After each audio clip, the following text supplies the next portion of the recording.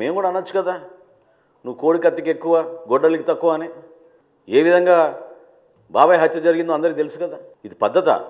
ప్రజాస్వామ్యంలో మీరందరూ కూడా ప్రత్యేకంగా ఒక పద్ధతి ప్రకారంగా మాట్లాడుకోవడం అలవాటు చేసుకోవాలి.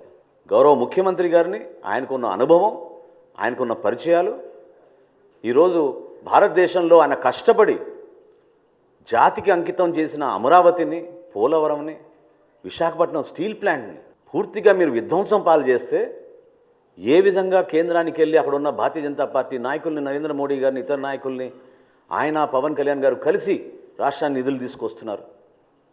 కలిసి పనిచేయాల్సిన సందర్భం కాదా ఇదని నేను అడుగుతున్నా జగన్మోహన్ రెడ్డి గారిని. మీలో ఏమైనా ఇంకిత జ్ఞానం ఉంటే రాష్ట్ర ప్రజల పక్షాన్ని నిలబడండి. అభివృద్ధి కార్యక్రమాల్లో మీరు పాలు పంచుకోండి.